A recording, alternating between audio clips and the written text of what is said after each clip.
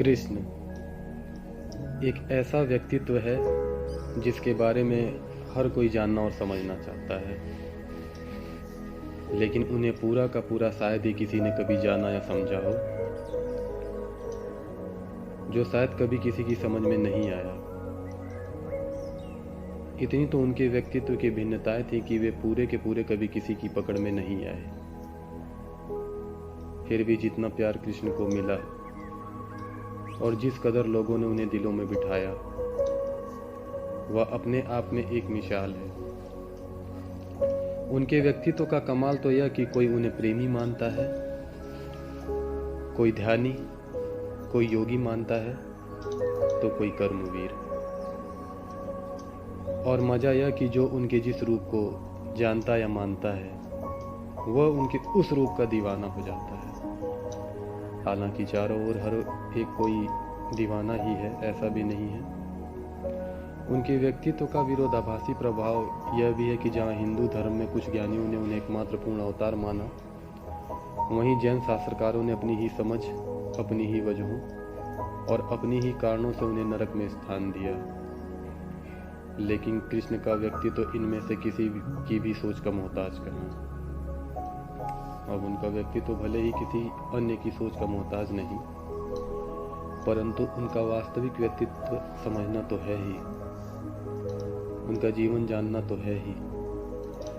हमें यह तो जानना ही है कि कारागृह में पैदा होने व मौत के साए में पलने के बाद भी कैसे उन्होंने द्वारकाधीश की ऊंचाई पाई। यह जानना भी रोचक है कि राधा और उनका प्यार क्या था, क्यों राधा को उन्होंने छोड़ा, क्यों राधा जीवन भर उनकी याद में ब्रज की गलियों में बावरी घूमती रही। यह तो समझना ही पड़ेगा कि यह व्यक्तित्व क्या है जिन पर एक तरफ महाभारत जैसे विनाशकारी युद्ध कराने का इल्जाम है और वहीं दूसरी तरफ जिन्हें भगवत गीता जैसा सर्वश्रेष्ठ ज्ञान देने वाले का गुमान भी उपलब्ध है।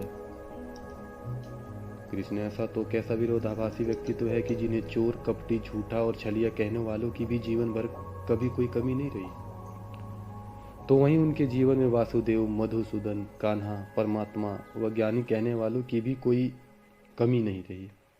यही क्यों? कृष्ण ने कितने विवाह किए, उनकी कितनी संतानें थीं, यह यादव स्थली क्या है, जैसे अनेक सवाल भी उनके बाबत जानने की जिज्ञासा जगाते ही हैं। परंतु जिज्ञासा जागने के बावजूद उनके जीवन बाबत जानते ही कितने लोग हैं। कृष्ण के जीवन बाबत तमाम सवालों के उत्तर उपलब्ध कहाँ हैं। इसलिए यह सीरीज मैंने इसी उद्देश्य से बनाई है ताकि उनके जीवन के सभी महत्वपूर्ण पहलुओं से सबको अवगत करा सकूं।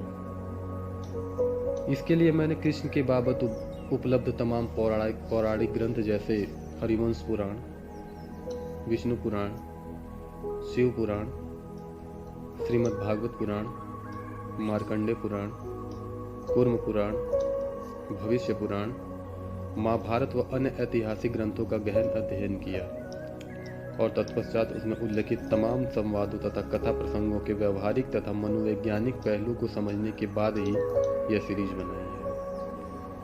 इसमें मैंने न सिर्फ कृष्ण के 108 वर्ष के संपूर्ण जीवन तथा उनकी तमाम महत्वपूर्ण घटनाओं को समेटा है, बल्कि साथ ही इसमें मैंने कृष्ण के व्यक्तित्व को उनकी वास्तविक साइकोलॉजी के अधिकतम निकट रखने की कोशिश भी करी है। साथ ही उनकी जीवन यात्रा को रोचकता प्रदान करने के लिए मैंने एक कहानी का स्वरूप दिया है। और यह कहने की जरूरत नहीं कि जब कहानी है तो कई किस्सों को साहित्यिक जरूरत के मद्देनजर यथास्थार विस्तार देना भी पड़ा है। दरअसल यह एक मनोविज्ञान है और मनोविज्ञान की निगाह से समझे तो व्यक्ति हो, उसका जीवन हो या उसके जीवन में घटने वाली कोई भी कैसी भी घटना हो, अंत में तो सब कुछ साइकोलॉजिकल श्रृंखला का ही अंग है।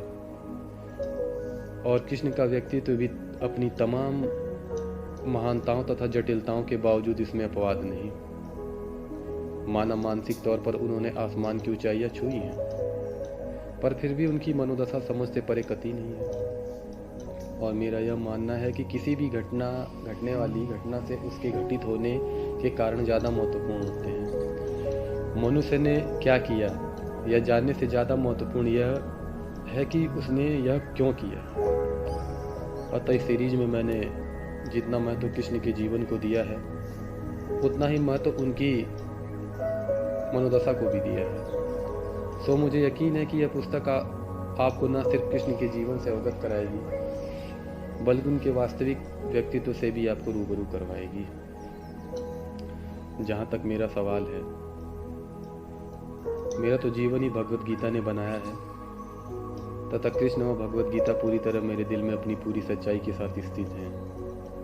लेकिन आम धारणा से अलग मेरा यह स्पष्ट मानना है कि किसी को भी भगवान बना देना उन्हें हमसे दूर कर देता है।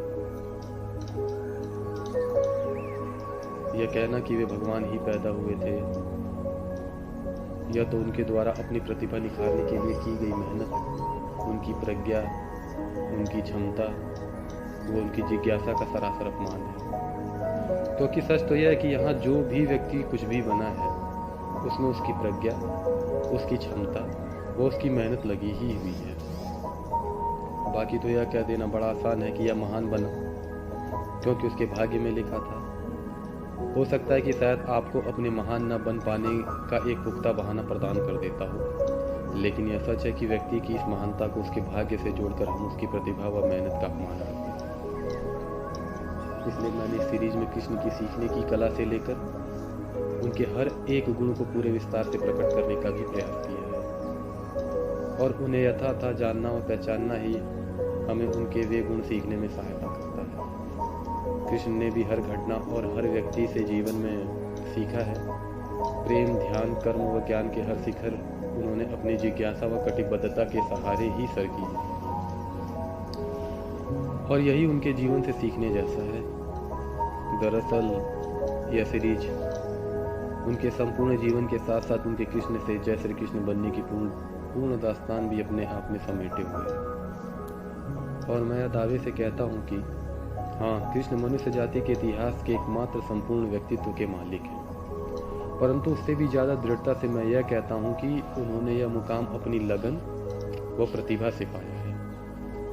और तब मैं उनके साथ साथ उनकी लगन और उनकी प्रतिभा को भी सलाम करता हूँ। और जहाँ तक मेरा प्रश्न है, तो मैं उनके गुणों को अपने जीवन में उतारकर उनकी साइकोलॉजी से अपना फासला कम करने के लिए कटिबद्ध हूँ, ताकि उनकी ही तरह मुझे भी जीवन के हर मोड़ पर सिर्फ विजय हाथ लगे। मैं भी ना सिर्फ अपना जीवन उनकी तरह हंसते गाते बिता सकूं, बल्कि उनकी ही तरह मेरा भी यह जीवन मनुष्यता के काम है।